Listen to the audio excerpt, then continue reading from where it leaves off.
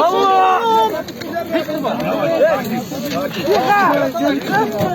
Sola dön, sola dön, sola evet. Sola dön, sola. Kolun çok düğme, çay bu, hakkın. Kırgızistan! Tiha! Hoppa!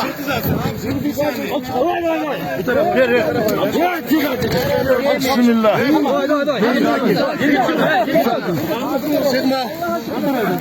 Nasıl kazandı?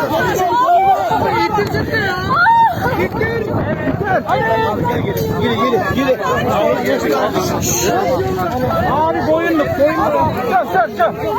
Çök.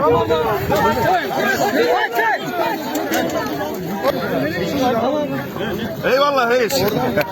Eyvallah arkadaşlar. Malatya. Kırgızistan.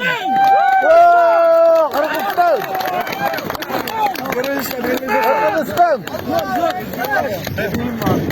Kayseri itfaiye. Bugün 13 fevralda ушул Хайрулло махалласына объектисине келип биздин куткарчылар 3-чү группада куткарчылар ушул жерде куралдарын издөө иш-чараларын жүргүзгөндө 14:45-те Хатижа Ахар аттуу 38 жаштагы айымды түрү куткарышкан. Кыча маалыматты баяндаган